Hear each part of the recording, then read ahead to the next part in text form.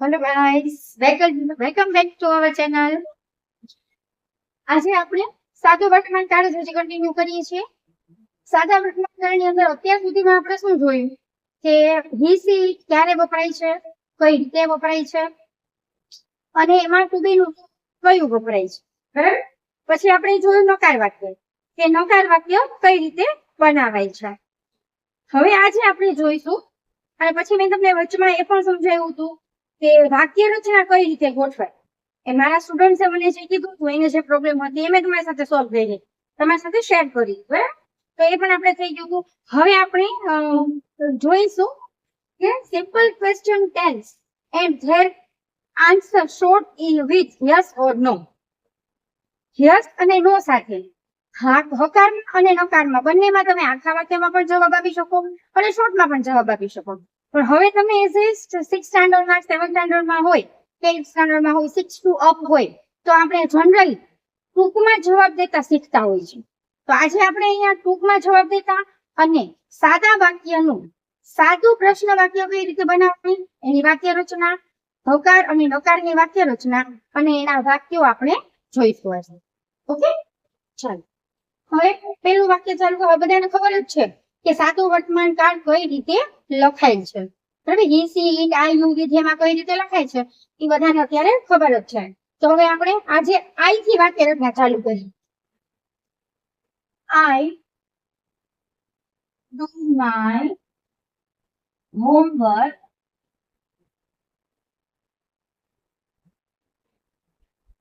Regular.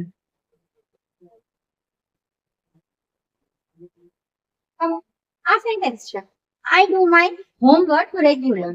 હવે આની અંદર તમને થશે ને કે તમે તો આગલા એપિસોડમાં એમ કીધું હતું, બરાબર, આપણા આગલા વિડીયોઝમાં તમે એમ કીધું હતું કે સાદા વાક્ય રચના હોય સાદા વર્તમાન કાળની, એની અંદર ટુ બી ના રૂપનો ઉપયોગ થતો જ નથી, રાઈટ. મેં બરાબર જ કીધું હતું. પણ આની અંદર જે ડુ શબ્દ છે, બરાબર, આ જે ડુ શબ્દ છે એ ટુ બી ના રૂપના અર્થમાં વપરાયેલો નથી. આ જે ક્રિયાપદના અર્થમાં વપરાયેલો શબ્દ છે, બરાબર. તો ડુ શબ્દ મેં તમને પહેલા પણ કીધું હતું, એક વખત જયારે ચાલુ હતું ત્યારે પણ મેં તમને કીધું હતું કે અમુક વર્ડ્સ એવા આવશે કે જે ક્રિયાપદમાં પણ વપરાશે અને જે ટુ બી ના રૂપની અંદર પણ આવશે. તો એમાં આ શબ્દ છે ડુ.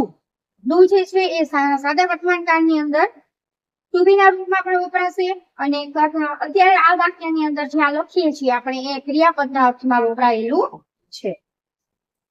હવે આઈ ડુ માય હોમવર્ક રેગ્યુલર. હવે આ જ વાક્ય મેં શું કામ પસંદ કર્યું, કારણ કે મારે તમને સમજાવવાનું હતું કે ડુ શબ્દ જે છે, હા, એ કર્તા તરીકે પણ આવશે અને ક્રિયાપદ ટુ બી ના રૂપ તરીકે પણ ટુ બી ના રૂપ તરીકે પણ આવશે અને ક્રિયાપદ તરીકે પણ આવશે. હવે આ વાક્યનું આપણે રેગ્યુલર પ્રશ્ન વાક્યમાં ફેરવવાનું છે. રેગ્યુલર પ્રશ્ન વાક્ય એટલે સિમ્પલ WH થી શરૂ થતું નહીં. Who, what, when, where, which, how many, how much, whose, whom, એ કોઈ શબ્દ નહીં આવે, બરાબર. I do my homework regular. હું મારું ગૃહ કાર્ય નિયમિત કરું છું, બરાબર. તો આનો પ્રશ્ન આપણે વાક્ય બનાવીએ તો શું કરીએ? શું હું મારું ગૃહ કાર્ય નિયમિત કરું છું? તો કે હા, કરું છું. ના, નથી કરતું. તો એક શોર્ટમાં જવાબ છે. હવે આ વાક્યને આપણે લખશું, પ્રશ્ન વાક્યમાં ફેરવશું. તો એની અંદર હવે બધાને ખબર જ છે કે પ્રશ્ન વાક્યમાં ફેરવતી વખતે ટુ બી નું રૂપ તો હોવું જ જોઈએ, તો જ પ્રશ્ન વાક્યમાં ફેરવી શકાય. કારણ કે આપણે પ્રશ્ન વાક્યની વાક્ય રચના આપણે જોઈ ગયા છે, બરાબર. તો એની વાક્ય રચના શું હતી પહેલા, તો આપણે ફરીથી યાદ કરી લઈએ. વાક્ય રચના હતી ટુ બી નું રૂપ પ્લસ કર્તા અથવા તો કર્તાનું સર્વનામનું રૂપ, બે માંથી ગમે તે તમે વાપરી શકો.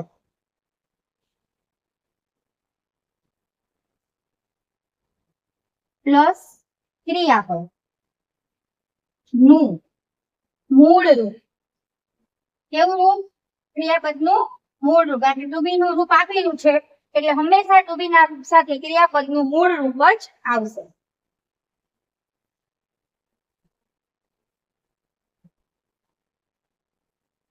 અન્ય શબ્દ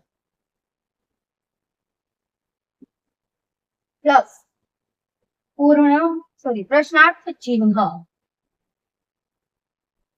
કારણ કે આપણે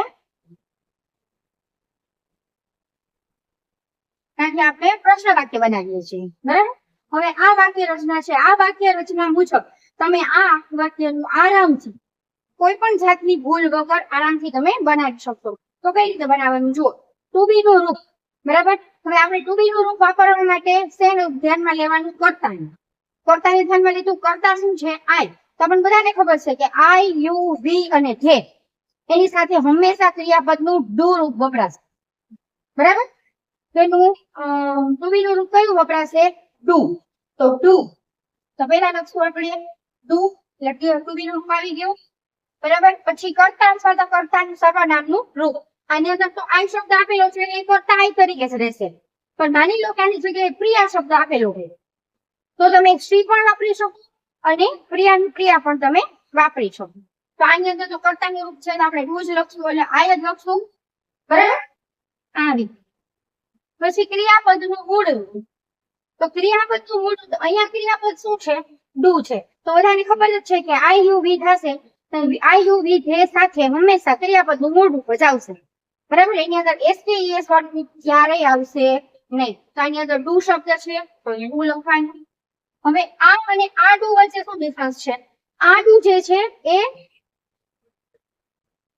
ટુ બી નું રૂપ છે, બરાબર. અને આ ડુ જે છે એ ક્રિયાપદ છે.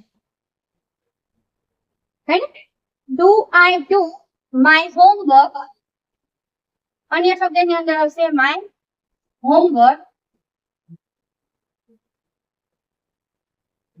રેગ્યુલર. પ્રશ્ન વાક્ય તૈયાર. Do I do my homework regular, બરાબર. હવે આની અંદર આપણે યસ માં અને નો માં બેમાં ઉપર લખ્યું છે their answer in short with yes or no. તો હા અને ના બંનેમાં આપણે આ વાક્યનો જવાબ આપતા શીખીશું. હવે પ્રશ્ન તો પૂછી લીધો કે શું હું મારું ગૃહ કાર્ય દરરોજ રેગ્યુલર કરું છું? તો કે હા. તો આપણે હામાં જવાબ આપ્યો છે, તો એની હકારની વાક્ય રચના શું થશે? હકારની વાક્ય રચના એ પણ કેવી? ટૂંકમાં. હવે આપણે ટૂંકમાં જવાબ દેતા શીખવાનું છે, તો ટૂંકમાં આપણે જોઈશું. તો ટૂંકમાં શું આવશે? યસ પ્લસ અલ્પ વિરામ, જેને આપણે કોમા કહીએ ઇંગ્લિશમાં, બરાબર. યસ પ્લસ અલ્પ વિરામ પ્લસ કર્તા પ્લસ ટુ બી નું રૂપ પ્લસ પૂર્ણ વિરામ. બાકી સમય એવું નથી એટલે મેં ખાલી લખવું કર્યું છે પૂર્ણ વિરામ. આ એનું રૂપ છે, બરાબર. હવે નકારની વાક્ય રચના. નકારની વાક્ય રચના એ પણ કેવી? ટૂંકમાં, જે અત્યારે આપણે જોવાની છે. તો નકારમાં કીધું છે તો નો શબ્દ તો આવશે જ, બરાબર. નો પ્લસ અલ્પ વિરામ પ્લસ કર્તા પ્લસ ટુ બી નું રૂપ પ્લસ નોટ પ્લસ પૂર્ણ વિરામ. નકારની વાક્ય રચના હકાર અને નકાર બંનેની આપણે ટૂંકની અંદર જોઈ લીધી. હવે આ જ વાક્યનું આપણે હકાર અને નકારમાં જવાબ આપી દઈએ વાક્ય રચના પ્રમાણે, બરાબર. તો વાક્ય રચના હકારની વાક્ય રચના છે, તો પહેલા શું આવ્યું છે? યસ. તો આપણે અહીંયા લખીશું યસ. પ્રશ્ન આ છે, વાક્યમાં છે એને પ્રશ્નમાં ફેરવું છે. હવે એને હકાર અને નકારમાં જવાબ આપવાનો છે. તો યસ પ્લસ અલ્પ વિરામ લખેલું છે. જુઓ, યસ અને નો એ બે શબ્દમાંથી તમારે ગમે તેમાં વાક્ય રચના બનાવવાની હોય, હકારની અથવા નકારની.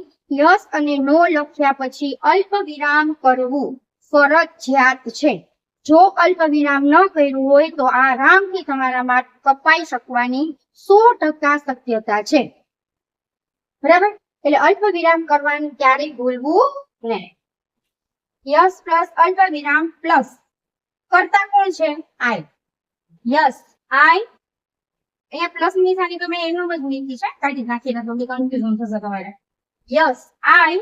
હવે ટુ બી નું રૂપ, તો ટુ બી નું રૂપ કયું આપ્યું છે આપણે? ડુ. યસ આઈ પૂર્ણ વિરામ. Yes I do. થઈ ગઈ વાક્ય રચના તૈયાર. યસ નું યસ, અલ્પ વિરામ નું અલ્પ વિરામ, કરતા એટલે આઈ અને ટુ બી નું રૂપ એટલે ડુ. બરાબર. હવે એવી રીતે નકારની વાક્ય રચના. તો નકાર હોય તો નો શબ્દ તો આવવાનું જ છે. ના લખવું બધું કરતા જ નહીં ને આપણે. તો નો, નો પછી પણ અલ્પ વિરામ ફરજિયાત છે. પછી એમાં પણ આવશે કરતા. તો કરતા શું છે? આઈ. બરાબર. ટુ બી નું રૂપ એટલે ડુ અને plus not. No, I do not. બરાબર. હવે આની અંદર બીજી એક મોસ્ટ ઇમ્પોર્ટન્ટ મેટર છે કે I do not. Do not શબ્દ આપણે સાથે લખો. ડુ અને નોટ મતલબ લખો સાથે પણ સ્પેસ રાખીને લખો છે. તો આ બે શબ્દ થી જશે. બે શબ્દમાંથી એક શબ્દ પણ તમે આરામથી બનાવી શકો. એ જ આપણે અહીંયા ઇમ્પોર્ટન્ટ જોવાનું છે. Yes no, I do not any જગ્યાએ તમે આમમાં જ હવે તમારે આ રીતે લખવાનું રહેશે. નો, આઈ ડોન્ટ. ના હું નથી કરતો. હા હું કરું છું. બરાબર. ડુ નોટ લખવું તો પણ ખોટું ન પડે. પણ હવે આપણે સેમ મોટા થતા છે એમ થોડું ઇંગ્લિશમાં અપગ્રેડ પણ આવવું જોઈએ. તો એ અપગ્રેડ લેવલ એટલે ડુ નોટ માંથી ડોન્ટ, ડઝ નોટ માંથી ડઝન્ટ, વિલ નોટ માંથી વોન્ટ, હેવ નોટ માંથી હેવન. રાઈટ. એ અપગ્રેડ વર્ઝન કહેવાય. તો હવે આપણે આ ડુ નોટ શબ્દનો ઉપયોગ ક્યારે નહીં કરીએ.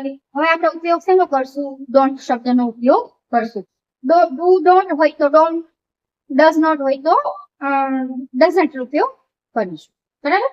હવે તમે સ્ક્રીનશોટ પાડી લો કારણ કે આ વાક્ય રચના મેં લખાવી છે એ બહુ ઇમ્પોર્ટન્ટ વસ્તુ છે. આ વાક્ય રચના ઉપરથી તમે કોઈ પણ વાક્યના પ્રશ્ન વાક્ય અને એના હકાર અને નકારમાં જવાબ આપવાના જે છે આરામથી તમે સોલ્વ કરી શકશો. બરાબર. એટલે હવે સ્ક્રીનશોટ પાડી લો. પછી આપણે સીધા વાક્ય ઉપર જ જઈશું. વાક્યની અંદર વાક્ય રચના લખીશું નહીં. એ તો ઓલરેડી તમારી પાસે લખેલી હશે જ. એના ઉપરથી જ આપણે સીધું વાક્ય બનાવીશું.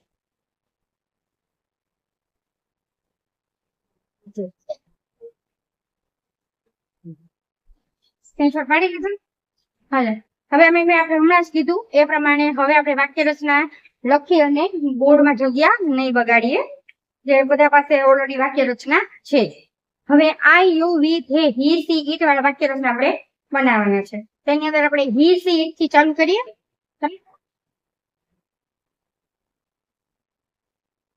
He shut the door at night.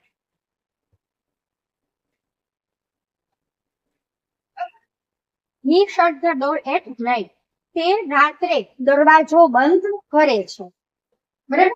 હવે આને આપણે પહેલા પ્રશ્ન વાક્યમાં ફેરવીશું. તો પ્રશ્ન વાક્યમાં ફેરવીશું તો શું ધ્યાનમાં રાખવાનું? હી. તમને બધાને ખબર છે કે હી સી અને ઈટ કર્તા તરીકે હોય તો આપણે શું વાપરીએ છીએ? ડઝ. તો હવે ટુ બી નું પહેલા આવશે ડઝ, પછી કર્તા હી, પછી ક્રિયાપદનું મૂળ રૂપ. Does he shut the door at night? આપણું પ્રશ્ન વાક્ય તૈયાર. શું તે રાત્રે દરવાજો બંધ કરે છે? અહીંયા હી છે તો આપણે શર્ટ્સ વાંચ્યું છે. અહીંયા ડઝ લાગી ગયું એટલે આપણે ક્રિયાપદનું મૂળ રૂપ જ કરેલું છે. બરાબર. હવે એનો યસ અને નોમાં જવાબ આપી દઈએ. Yes comma he does. Okay. No comma he doesn't. થઈ ગયો. અત્યારે આપણે જે આઈ વાળું વાક્ય રચના જોઈ હતી આપણે એના ત્રણેય આવી. રેડી. હવે આપણે સી ની વાક્ય રચના બનાવી. સી ની અંદર આપણે સી નથી રાખવું. આપણે વાક્યનું કોઈ છોકરીનું કે કોઈનું નામ રાખીએ. પ્રિયા જ રાખીએ. ચલો PRIYA.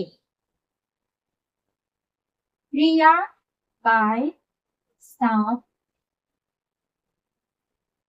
fresh fruits from the market. from the market. Priya કેટલાક તાજા ફળો બજારમાંથી ખરીદે છે. બરાબર. હવે એનો આપણે પ્રશ્ન વાક્ય બનાવશું. તો અહીંયા પ્રિયા આપ્યું છે તો સ્વાભાવિક વસ્તુ છે કે એક જ છોકરીની વાત થઈ છે. પ્રિયા તો છોકરીનું જ નામ હોય તો સી કહેવાશે. સી હોય તો શું કહેવાશે? ડઝ આવશે.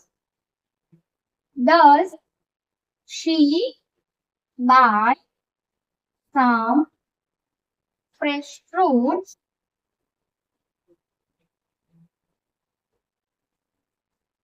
from the market?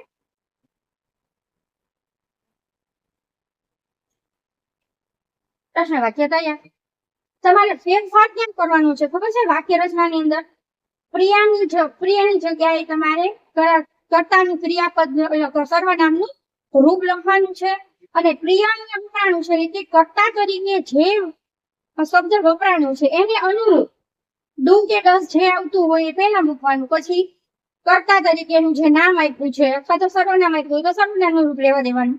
નામ આપ્યું હોય તો હું સર્વનામના રૂપમાં કન્વર્ટ કરી અને લખી નાખવાનું. બાકી બાય શબ્દથી લઈ અને ખેડ સુધી બધા આખું સેન્ટેન્સ એમને પેટ મૂકી દેવાનું અને પાછળ પ્રશ્નાર્થ ચિહ્નની નિશાની મૂકવાની. તો જ ખબર પડે કે તમે આ પ્રશ્ન પૂછ્યો છે. રેડી? હવે યસ અને નો માં જવાબ. તો યસ પછી અલ્પવિરામ કે કોમા કરવું તો ફરજિયાત છે. Yes she does. No she doesn't. થઈ ગયું? આને પ્રમાણે શું? અહીંયા બી છે તો અહીંયા સી છે તો અહીંયા ડઝન્ટ વાપર્યું છે. અહીંયા ઈ છે તો પણ ડઝન્ટ વાપર્યું છે. બરાબર. હવે ઈટ વાળું વાપરવું.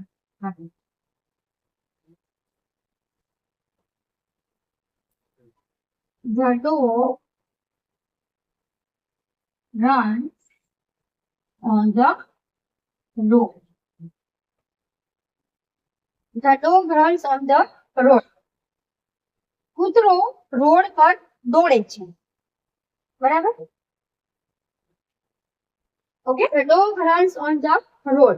કૂતરો રોડ પર દોડે છે. તો કૂતરો છે, ડોગ છે. ડોગ એટલે કૂતરો થયો. કૂતરો એટલે પ્રાણી થયું. વસ્તુ કે પ્રાણીનું નામ હોય તો આપણે શું વાપરીએ છીએ? તો ઈટ સાથે પણ શું આવશે? ડુ કે does? Does.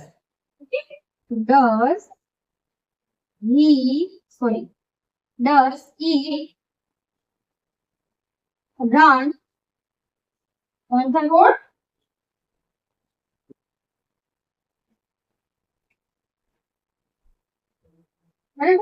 Does it run on the road? Does સાથે રન જ આવ્યું. ડોગ છે એ રન થઈ ગયું. પ્રિયા સાથે બાય થઈ ગયું. ડઝ સાથે બાય આવ્યું. બરાબર. તો does it run on the road? પ્રશ્નાર્થ ચિહ્ન. વાક્ય થઈ ગયું તૈયાર. હવે યસ વાળું વાક્ય. યસ અલ્પવિરામ યસ ઇટ ડઝ. હા તે દોડે છે. અને નો ઇટ ડઝન્ટ.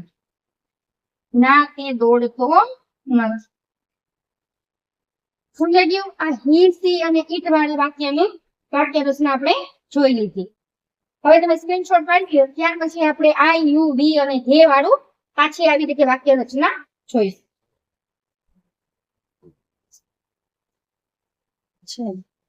સ્ક્રીનશોટ પાડી લીધો છે. બરાબર. હવે આપણે સમય ન બગડે અને વિડીયો બહુ લાંબો ન થાય, તમને પણ કંટાળો ન આવે એના માટે મેં વાક્ય ઓલરેડી અહીંયા લખી દીધેલા છે. એને આપણે પ્રશ્ન વાક્યમાં યસ અને નો ની અંદર ફેરવી દઈએ. બરાબર. આઈ હોપ કે હવે બધાને સમજાઈ ગયું હશે કે કઈ રીતે વાક્ય બનાવવાનું છે. ઓલરેડી આપણે 4 વાક્ય બનાવી લીધા છે. એક તો આઈ માં તો મેં તમને ઓલરેડી હકારની નકારની વાક્ય રચના સહિત તમને સમજાવી દીધું હતું. પછી હી સી ઈટ ના આવી રીતે વાક્ય લખ્યા હતા અને હવે યુ વી અને ધે એ વાક્ય અત્યારે આપણે બનાવીશું. We walk in the garden daily. અમે રોજ બગીચામાં ચાલીએ છીએ. જો ચાલતા નથી, ચાલીએ છીએ. રોજની વાત છે, ડેઈલી. બરાબર. તો વી એવું છે તો વી સાથે બધાને ખબર છે કે શું આવશે? ડુ. પછી કરતા. કર્તા સર્વનામનું do. Do we walk in the garden daily? પ્રશ્નવાચક તૈયાર રાખીને. બરાબર. હવે યસ કોમા વી ડુ. અહીંયાથી ટુ બી નું રૂપ વપરાયેલું છે પ્રશ્ન વાક્યમાં. એ જ ટુ બી નું રૂપ યસ કે નો ની અંદર વપરાવવું જોઈએ. અહીંયા તમે ડુ લખ્યું અને અહીંયા ડઝ લખશો તો વાક્યમાં માર્ક આરામથી કપાઈ જશે. બરાબર. નો કોમા વી ડોન્ટ. બરાબર. નો સાથે નોટ નો ઉપયોગ તો થવાનો જ છે, એટલે નો ની સાથે ડોન્ટ આવશે અને યસ ની સાથે ખાલી ડુ આવશે. Okay. You take dinner at 9 PM every day. AM અને PM. ઓકે. તો પહેલા હું AM અને PM શું છે તમને કહી દઉં. ઓલમોસ્ટ તો બધાને ખબર જ હશે, પણ છતાં હું કહી દઉં તમને. મેં હમણાં PM લખ્યું છે એટલા માટે. AM એટલે સવારનો સમય. બરાબર. રાત્રે 12 વાગ્યાથી લઈ અને બપોરે 11:59 સુધીનો સમય જે છે એ AM ગણાશે. અને 12 જ્યારે બપોરના વાગે ત્યારે PM થઈ જશે. તો બપોરના 12 વાગ્યાથી રાતના 11:59 સુધી PM રહેશે. બરાબર.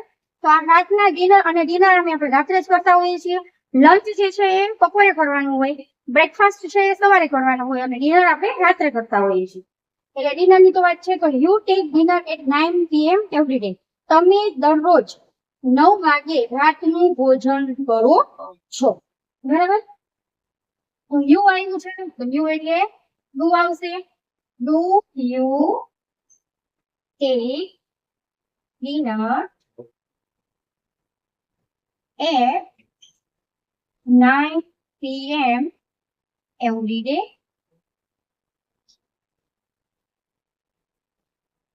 બરાબર.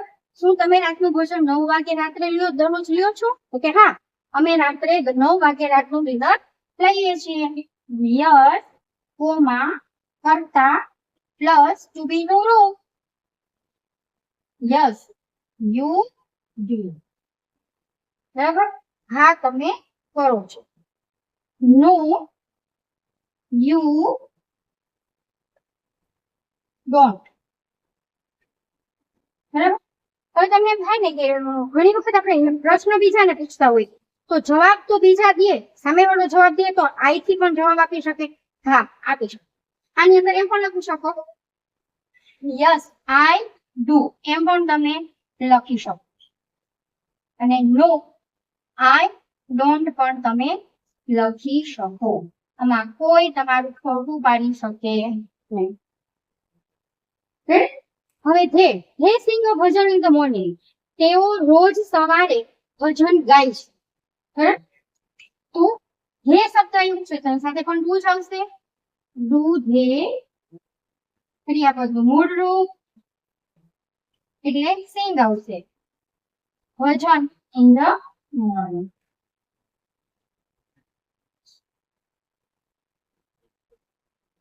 Do they sing a bhajan in the morning? બરાબર. હવે એને હકારમાં ફેરવવાનું છે. Yes comma he to be નું રૂપ. નો કોમા હે. નો સાથે શું આવશે? નોટ શબ્દ જોડાશે. તો ડુ ની સાથે નોટ શબ્દ જોડાશે તો ડોન્ટ થઈ જશે. બરાબર. નો હે ડોન્ટ. બરાબર. આઈ હોપ કે બધાને સમજાઈ ગયું હશે. I you we they he she it વાળા વાક્ય પ્રશ્ન વાક્યમાં કઈ રીતે ફેરવાય, અને એ જે અપગ્રેડ લેવલ ની અંદર આપણે હકાર અને હકારમાં જે ટૂંકમાં જવાબ આપ્યા શીખ્યા છે એ બધાને હવે સમજાઈ ગયું હશે. બરાબર. Take a screenshot. ઓકે. અને હવે અહીંયા આપણે આ ટોપિક પૂરો કરીએ છીએ. હવે પછીના વિડીયોઝ ની અંદર આપણે WH થી શરૂ થતા પ્રશ્નોની વાક્ય રચના સહિતની વાક્ય જોઈશું. પેલા વોટનું જોશું, પછી હુનું જોશું. એવી રીતે આપણે 1 by 1 WH થી શરૂ થતા પ્રશ્નો વર્તમાન કાળની અંદર જોઈશું, સાદા વર્તમાન કાળના. બરાબર. ઓકે ગાઈસ, તો તમને જરા પણ વિડીયો યોગ્ય લાગ્યો હોય, ગમ્યો હોય તો લાઈક, શેર અને સબસ્ક્રાઇબ ચોક્કસથી કરજો. બાય.